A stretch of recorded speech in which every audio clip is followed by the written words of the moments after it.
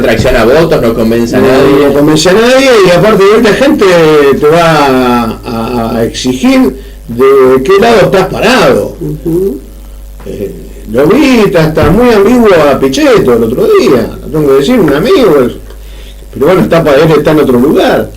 O sea, hoy la gente no quiere ambigüedades, no quiere grises, o estás acá o estás allá. Polarización. Sí. O es Macri y Milei, o es el peronismo, ¿no? Bueno. Con Kicillof, con Massa, y con todos los compañeros que acompañan. Yo no creo que.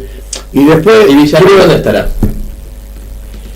Y recién hablábamos con Lucas. Con Pichetto al 2027. Y charlábamos con nuestro compañero director de la radio, con Fabián, que si ella no se hubiese equivocado, ¿no? En estar Bueno, ahí tenemos que parece con la entrevista de que va a ser tan interesante. No, listo, Capi, salimos al aire ya,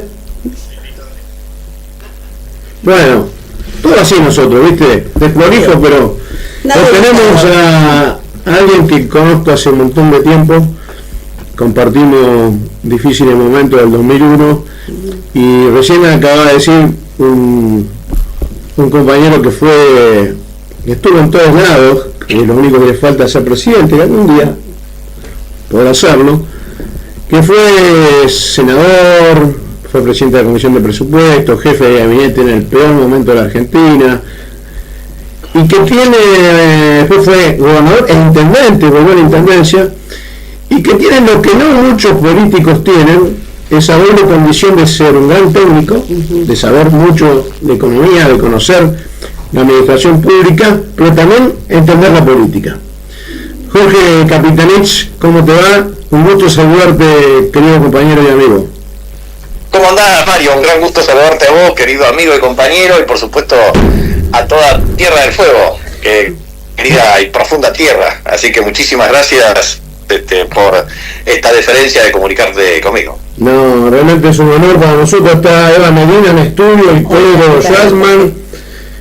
Nosotros estamos saliendo de Radio APN y paralelamente al mismo tiempo estamos saliendo por FM Radio Universidad UTN, una universidad peronista de la ciudad de Río Grande. Así que un gusto, Coqui. La verdad que queríamos preguntarte, después de esta semana que tuvimos la anterior tan movida, si hoy Coqui fuera el ministro de Economía, ¿qué cuota de esperanza le puede dar a los argentinos? Bueno, a ver, en primer lugar yo creo, no sé si sabías, no sé si te comenté, pero estoy terminando, digamos, todo el tema de las horas cátedra del cursado y obviamente la presentación de las tesis que estoy pensando el primer semestre del año 2026 de dos doctorados que hice, el doctorado en Ciencia Política y el doctorado en Ciencia Económica, que era un tema que después de varias maestrías, doctorado, me quedó eso como un tema que me parece interesante compartirlo. Eso me permitió estudiar problemas, y me queda una que es el tema, ahora estoy viendo las validaciones de las materias para hacer el doctorado en Ciencias Sociales también, para tener un enfoque global. Es decir, yo creo realmente que la República Argentina estructuralmente tiene un problema. La inestabilidad macroeconómica de origen crónico produce y reproduce desigualdades sociales que a su vez estimula o incentiva la no cooperación del sistema político y obviamente genera un estancamiento estructural de carácter secular. Entonces, digo, ¿cómo poder pensar ese tema? ¿Vos tuviste alguna experiencia en un hito de cooperación política importante que fue la salida de la convertibilidad? ¿Te acordarás, Mario, que efectivamente compartimos esos días, ¿no? Exactamente, y digo, ahí fue un acuerdo dual de Alfonsín, y te acordás que efectivamente eso permitió generar las condiciones para una salida de la convertibilidad. Vos te acordarás que tuvimos 40 días en donde hubo feriado cambiario, bancario, etcétera, etcétera, problemas serios, pero en el último trimestre del año 2002, la economía argentina estaba creciendo 8%, una tasa de inflación del 3%, con 14.800 millones de dólares de superávit en cuenta corriente, que definitivamente fueron los pilares que permitieron también a Néstor y Cristina después afincarse y sostener estabilidad macroeconómica con crecimiento sostenido y distribución del ingreso. Bueno, yo creo que el problema de Argentina, claramente, y cuál es el problema que yo le encuentro a este modelo. Primero, cuando vos mirás distintas series históricas, bueno, vos tenés un problema estructural en Argentina, que es el déficit fiscal, sí, lo es, 192 años de 214 con déficit.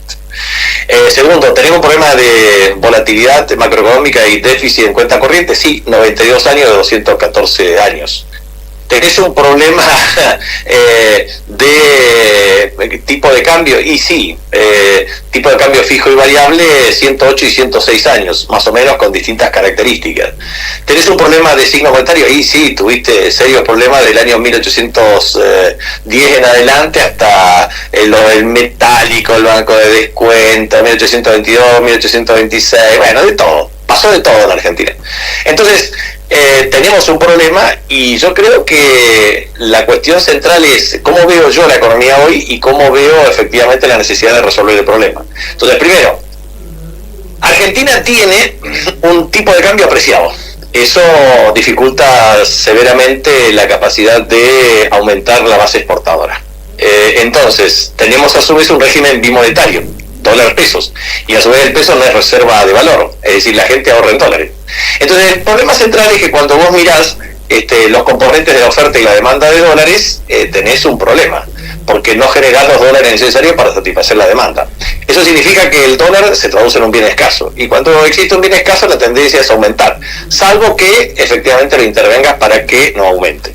Entonces el problema que vos tenés hoy es que el déficit en cuenta corriente, es decir, si vos sumás todos los bienes y servicios, los bienes que exportás y los bienes que importás y los servicios que efectivamente exportás e importás, que van desde turismo, que aumenta de una manera alevosa, casi 68% en lo que va de este semestre, en este primer semestre del año 2025, y tu turismo receptivo bajó 20%, entonces vos tenés un problema central, es que la gente ahorra mucho en dólares, casi más de 5.000 millones de dólares en los últimos 60 días, por lo tanto, lo que vos tenés es una demanda proyectada de dólar ahorro de cerca de 20.000 millones de dólares en el año, puede ser entre 15 o 20.000, tenés más o menos un esquema cercano de 10.000, 12.000 a 15.000 millones de dólares en materia de servicios turísticos, esto depende de ciertas condiciones. La balanza comercial se te reduce, porque es más difícil exportar y es mucho más fácil importar. Entonces vos tenés un problema, que cada vez tenés menos dólares y efectivamente tu capacidad de financiamiento lo haces por vía la cuenta capital. ¿Cómo lo haces? Y con endeudamiento con el Fondo Monetario Internacional, pero eso también tiene un tope. Y a su vez por influjo de capitales externos, pero también tiene un límite por eventual shock de ataques especulativos. Entonces, la mejor macroeconomía argentina que se puede plantear para el desarrollo es aquella que pueda combinar... desarrollo, si te das cuenta que no escuchas un político hablar de desarrollo, Capi. No, claro, porque ese es el problema central. O sea, vos, para mí, digamos, yo te resumo esto en 3 cuestiones básicas. Para mí la economía argentina tiene los problemas de restricciones irresueltas, reglas incumplidas y políticas fallidas. La resumo así: restricciones irresueltas, reglas incumplidas, políticas fallidas. Son 11 puntos. Muy bien. ¿Cuáles son las restricciones irresueltas? 4. Primero, la restricción política.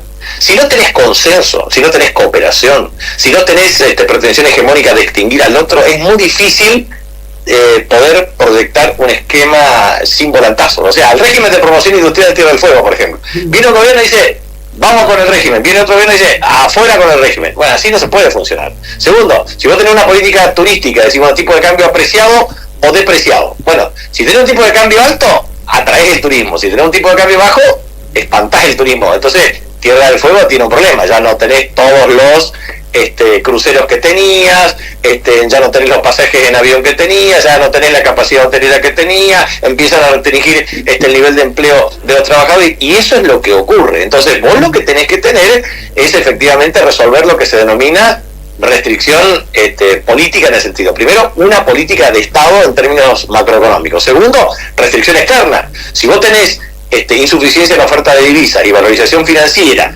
y lo que se denomina técnicamente fuga de capitales, que es la circulación de dólares por fuera del circuito formal, Y bueno, ¿sabés cuántas plata se fueron de 1975 al año 2024? Casi 454 mil millones de dólares. Entonces, claro, más que 2/3 del PBI. Entonces, esto es una barbaridad de plata, digamos. Entonces, la restricción externa, ¿cómo se resuelve? Bueno, con un tipo de cambio competitivo, con reglas cumplidas, con logística integrada a procesos productivos y con incentivos para el desarrollo de base industrial, con equidad distributiva y generación de desarrollo de las economías regionales. Muy bien, entonces, ¿tenés que resolver la restricción externa? Sí. Una condición para resolver la restricción externa consiste en tener un tipo de cambio competitivo.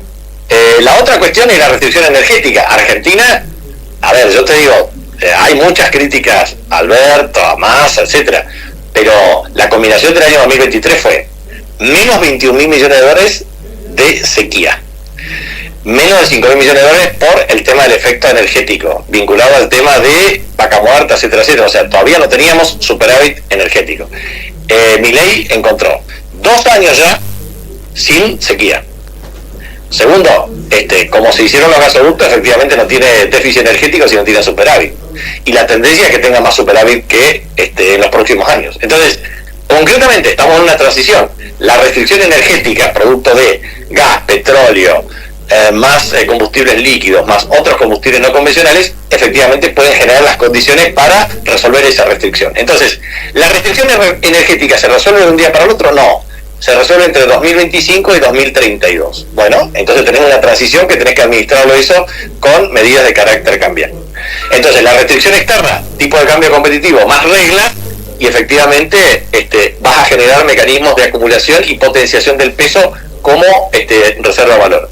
En tercer lugar, restricción política, eso significa mayor nivel de consenso. Y cuarto, tenés que invertir en obra pública. La obra pública tiene un efecto de derrame, es como el turismo, en Tierra del Fuego. A ver, yo digo Tierra del Fuego, ¿cuáles son los vectores de crecimiento de Tierra del Fuego? Bueno, turismo es uno, sí. Segundo, gas, petróleo, minerales. Tercero, efectivamente, desarrollo de base industrial. Cuarto, otros elementos que tengan que ver con el desarrollo de cadenas de valor mineral. Por citar algunos, ¿no es cierto? O que cría ganado vino, ponerle todas las condiciones que efectivamente pueden formar parte de eso. Bueno, efectivamente, la restricción logística es clave. Tenés que tener puertos fluviales, puertos marítimos. Argentina necesita imperiosamente una concepción integral e integrada. Nosotros somos un país de 3,7 millones de kilómetros cuadrados, incorporando la Antártida Argentina. Segundo, somos un país bioceánico con esas características. Tercero, tenemos 2,8 millones de kilómetros de superficie terrestre continental, más la Antártida Argentina, pero tenemos 2,8 millones de kilómetros de red marítima que efectivamente nos roban 2.600 millones de dólares de riqueza ictícola, que es otra de las riquezas que ustedes tienen ahí en Tierra del Fuego. Entonces, yo cuando digo esto, vos tenés que diseñar un país que tenga un corredor bioceánico norte, central y patagónico, que tenga 3 rutas transversales, la 40, la 3 y la del eje central, pero a su vez que integre claramente los puertos fluviales marítimos y aeropuertos de Tierra del Fuego conjuntamente con los mecanismos de Estrecho de Magallanes, etcétera, etcétera, y mecanismos de integración de carácter macro-regional con los otros países de la región. Entonces, me parece que ese es el diseño que efectivamente requiere una restricción logística. Entonces, la restricción logística significa construir agua potable, cloacas, vivienda. Ustedes tienen un déficit alevoso de viviendas ahí en Tierra del Fuego, por ejemplo. Tenés el problema clave vinculado a lo que significa eso, potenciar en términos de el uso de todos los insumos, bienes y procesos productivos de Argentina sin importar, y a su vez un efecto multiplicador extraordinario. Ahí sí, yo diría que las transferencias sociales directas, que fueron muy importantes para incrementar la demanda agregada, lo pueda sustituir con empleo a través de todas las cadenas de valor asociadas a la obra pública. Entonces, ahí se resuelven las 4 restricciones, de un modo programado hasta el 2032-2035. Segundo lugar, tenés que tener una regla fiscal que tienda al equilibrio. Claramente, eso no es solamente gasto, es un problema de recursos. Los ricos tienen que pagar impuestos. Tenés que tener reglas de ingresos, de egresos, de balance, de deuda, y a su vez también tenés que tener reglas de control, reglas de coordinación, y esos son temas claves que nosotros en nuestro espacio lo tenemos que valorar y discutir.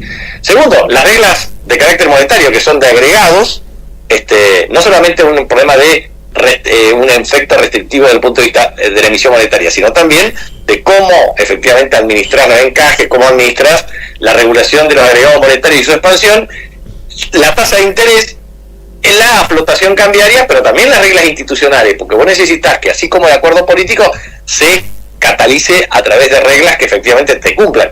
Y también una política industrial de empleo y naturalmente una política de economías regionales. O sea, creo que esos son los 11 puntos que Argentina necesita estructuralmente para resolver el problema. Entonces, vos preguntás, ¿cómo se resuelve este problema? Bueno, ¿cómo va a desencadenar este problema? Bueno, deterioro de la infraestructura, vas a tener un serio problema de agudización de la crisis fiscal posterior, vas a tener quiebre masivo de industrias, vas a tener aumento de la tasa de desempleo, vas a tener mayor asimetría en la distribución del ingreso. ¿Y eso qué significa? Agudización del conflicto. Entonces, no cabe la menor duda que este programa va a fracasar. Entonces, hay que estar claramente con una opción alternativa que implique no solamente un programa bien diseñado, sino equipos bien calificados con convicción y con liderazgo para ejecutarlo, y obviamente capacidades para extender las bases de un consenso político, porque si no, como decía Perón, a esto o lo arreglamos entre todos o no lo arregla nadie. Coqui, ¿cómo estás? Te saluda Pedro Schwarman. Te hago una consulta. Recién hablaste de que el plan no va a funcionar. ¿Crees realmente que tienen un plan o que estamos bajo una improvisación constante?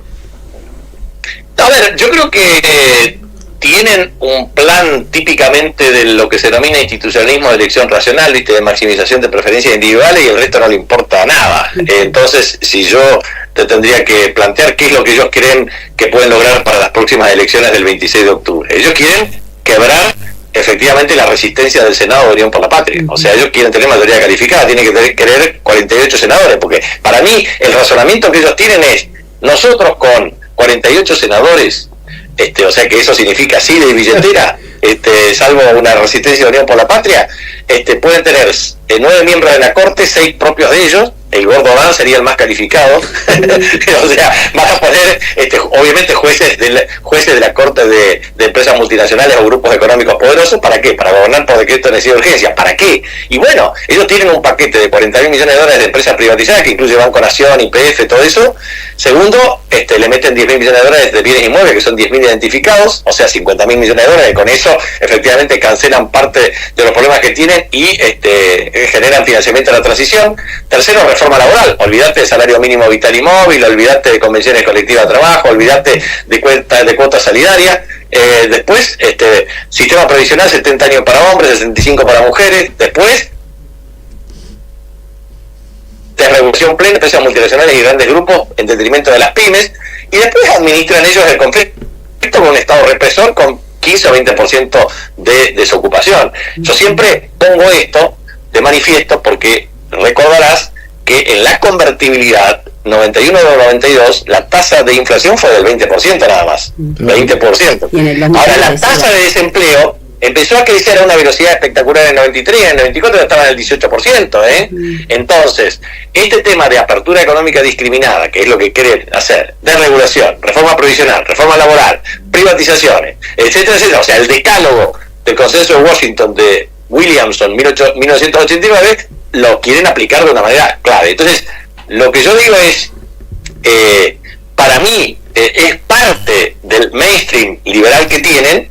Y siempre digo que el mayor fraude que existe en Argentina es el liberalismo, porque el liberalismo lo único que quiere es la proscripción del peronismo, porque en realidad usan el Estado para satisfacer intereses minoritarios, pero de liberales no es que aplican toda la receta del liberalismo, digamos, o sea, son liberales pero no estúpidos, entonces me parece que creo que forman parte de un mainstream de carácter general, un marco de referencia, y aplican ciertas particularidades desde el punto de vista de las variables, pero claramente no se percibe como un plan económico concebido desde una perspectiva de planificación económica, y no al estilo soviético, sino al estilo peronista del plan quinquenal, te diría, y me parece que claramente en ese sentido, cuando se le agotan los instrumentos, empiezan a improvisar. O sea, vos notás que tienen grandes lineamientos, pero no un plan sistemáticamente definido, y a partir de ahí empiezan a tomar decisiones cuando se le van agotando los conejos de la galera. Jorge, Eva Medina te saluda. Te estaba escuchando muy atenta, aparte, y es una clase para mí, lo tuyo fue una clase de recién. Justamente en esta línea, ¿no? Uno de los puntos que vos remarcás que tiene que ver con consenso, política, acuerdos. En la última sesión del Senado, los gobernadores hicieron foco y mostraron su postura firme, ¿no? En relación a 2 proyectos justamente con los ATNs y los combustibles, y eso ahora pasa a diputados, pero bueno, ese consenso, acuerdo político con los gobernadores, ¿en qué instancia está según tu mirada con el Ejecutivo? Mira, yo creo que los gobernadores, en definitiva, salvo los de nuestro espacio, que fueron muy claros e irreductibles en su posición, el resto todos se alinearon a Milei. Bueno, ahora veo y observo que algunos de los nuestros, Salta, Tucumán, Catamarca, se fueron resquebrajando, te diría, en términos de su solidaridad con el gobierno. Se fueron poniendo violeta de alguna forma. Se fueron poniendo violetita de alguna forma. Entonces, lo que yo digo es, bueno, es probable que se produzca un deterioro del consenso por parte de los gobernadores afines para ver cómo efectivamente esto se comporta en la Cámara de Diputados. Entonces, a ver, si seguimos la secuencia, bueno, esta ley se promulga de facto, ¿no es cierto? No de jure, en virtud de que no va a firmar el decreto de promulgación la ley sancionada en el Congreso. Muy bien, pero ¿qué es lo que va a pasar, digamos? Antes de eso, no va a haber promulgación de jure, sino va a haber veto. Ese veto va a ser total. Ese veto obviamente tiene que volver a ambas cámaras, por lo tanto, 2/3 del Senado por los votos que se obtuvo, salvo que se les digan Claro, que por ahí cambia alguno de hacer. Claro, digo, ahí tenés que preservar 48 votos. 48 votos son de los presentes, así que puede ser menos de 48 votos inclusive. Contra 55, que creo que fueron los que aprobaron, de manera tal de que tiene que dar vuelta muchos votos en el Senado. Probablemente en diputados tengan mayor capacidad de dar vuelta a votos, que son 87 héroes como la otra vez. Entonces hay que ver eso. Hay que ver eso. De cualquier manera, a mí me parece, creo que ellos van a usar para cuestiones de recursos la vía también de un recurso judicial. ¿Por qué me parece esto? Primero porque utilizar, para mí, digamos, hay 2 cuestiones que técnicamente tienen que discutirse. Primero, el 75 inciso de la Constitución respecto al tema del régimen de coparticipación y el 1% de ATN, y cómo está redactada la ley que tiene que ver con la ley complementaria de presupuesto, en el sentido de decir, bueno, escúchame, esto distribuímoslo en este año, o sea, tiene validez para el año, no tiene validez para siempre. Esto me parece que es un problema de distribución de recursos, y ahí la Corte, mientras la Corte tenga que fallar, viste, ya pasó el año. A esto me refiero, ¿no? No sé si se entiende bien, o sea, concretamente, vos tenés el 1%, que es la ley 23.548 y modificatoria, más los pactos fiscales sucesivos del 12 de agosto de 1992, 93, compromisos federales de 99, 2002, todas las leyes habidas por haber. Muy bien.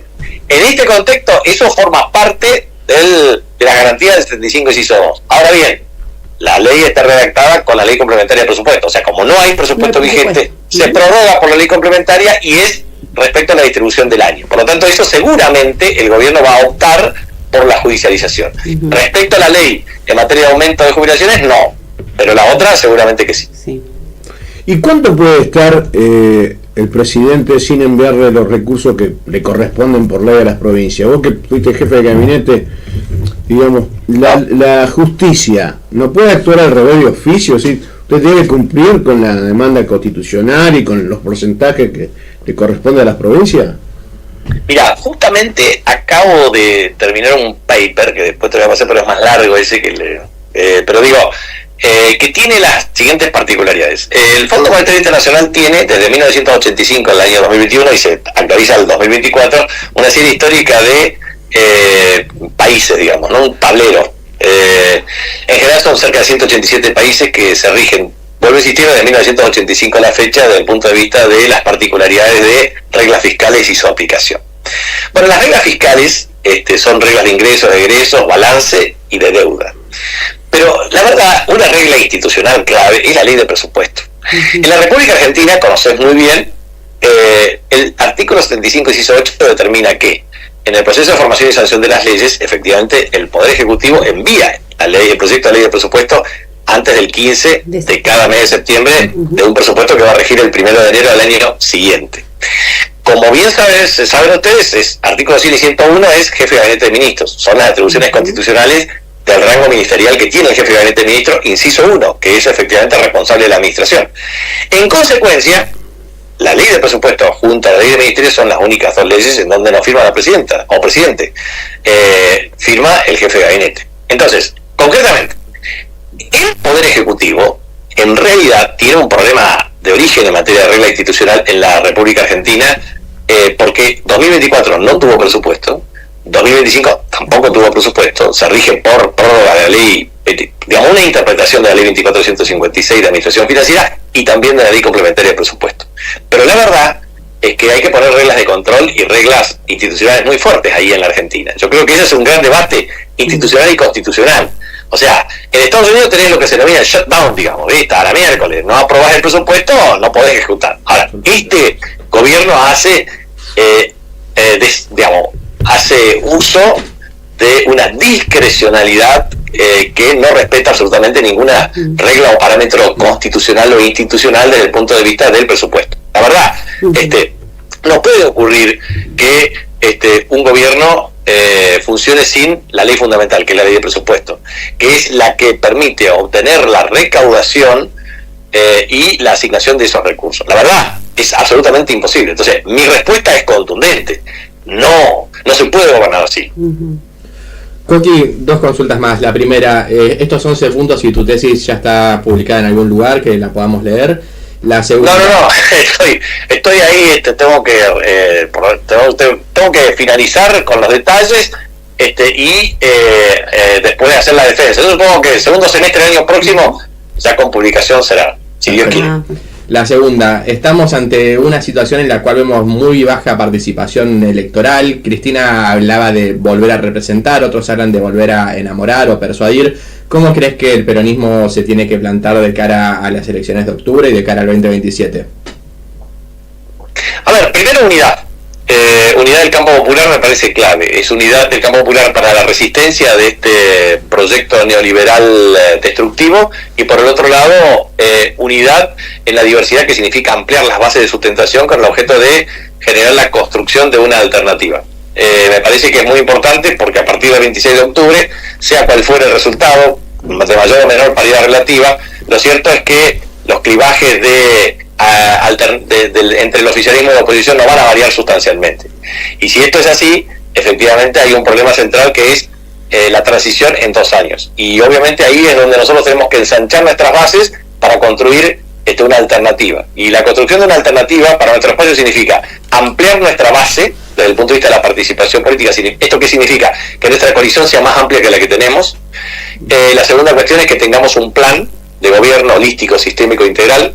Tercero, que tengamos equipos muy bien calificados desde ya, con una gran discusión con la ciudadanía que nos permita cumplir a rajatabla objetivos y metas de gobierno. Y por último, construir un liderazgo que efectivamente nos permita fortalecer y resolver una agenda que sea constructiva para los argentinos.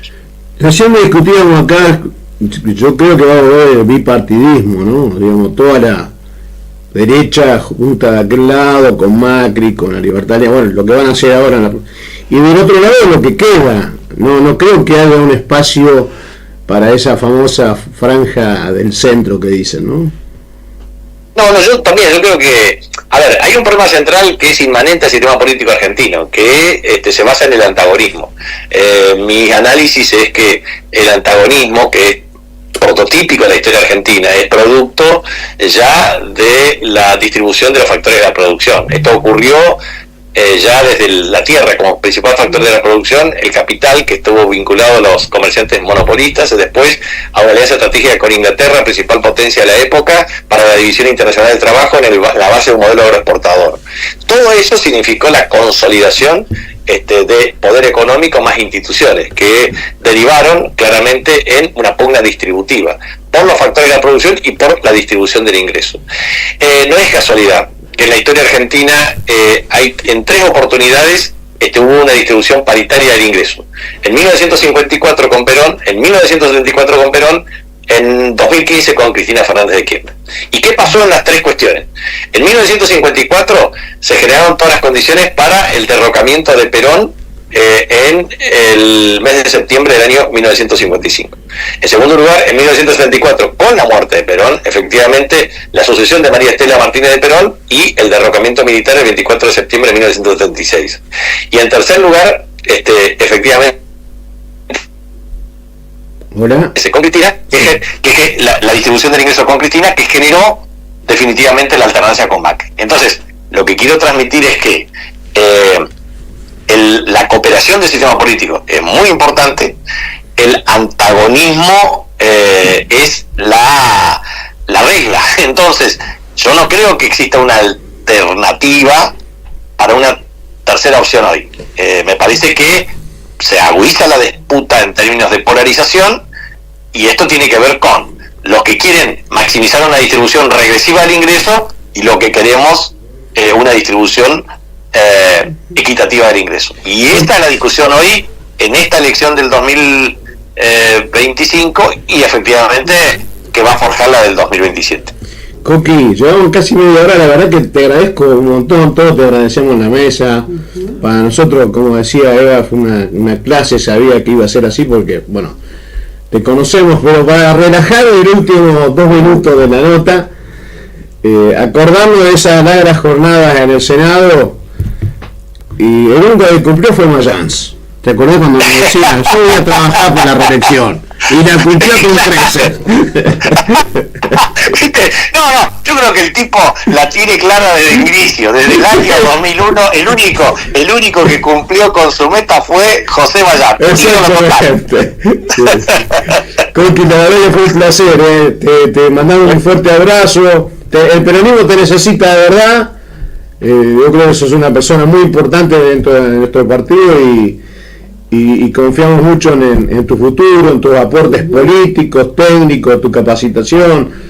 Así que a prepararnos para hacer opciones en el 2027, ¿no?